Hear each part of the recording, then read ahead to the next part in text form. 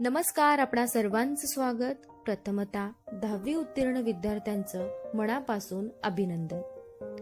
10वी उत्तीर्ण विद्यार्थी सायन्स स्ट्रीम घेतील, तर काही कॉमर्स स्ट्रीम घेतील, तर काही आर्ट्स स्ट्रीम घेतील. हा व्हिडिओ आहे कॉमर्स स्ट्रीम निवडणाऱ्या विद्यार्थ्यांसाठी.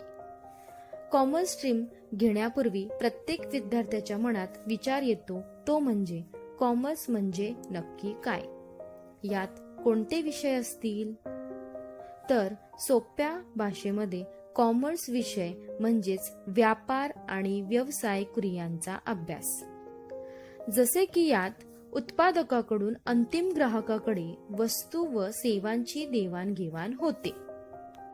कॉमर्स स्ट्रीम मध्ये कंपल्सरी सब्जेक्ट असतात, ते म्हणजे accountancy, business studies, economics, English. दुसरे ऑप्शनल सब्जेक्ट असतील maths, physical education, information technology etcetera. आता 10वी उत्तीर्ण झाल्यानंतर विद्यार्थी कॉमर्स घेऊन काय बनू शकतो, यात करिअर पर्याय ऑप्शन्स काय आहेत. तर यात CA, CS, अकाउंटंट, तसेच बँकिंग क्षेत्रात तुम्ही जाऊ शकता, बिझनेसमॅन होऊ शकता, मार्केटिंग मॅनेजर म्हणून काम करू शकता, रिटेल मॅनेजर म्हणून काम करू शकता, तसेच डिजिटल मार्केटमध्ये सुद्धा काम करू शकता. कॉमर्स हा विषय सोपा आहे का, तर विज्ञान अधिक गणितीय आणि स्पर्धात्मक हा असा विषय आहे. परंतु व्यापार करणे हे सोपे नाही.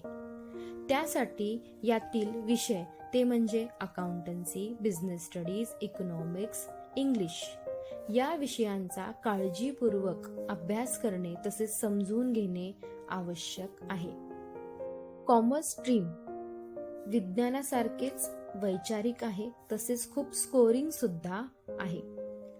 आता भविष्यासाठी वाणिज्य म्हणजेच कॉमर्स स्ट्रीम चांगले आहे का, तर माझं उत्तर हो असेल.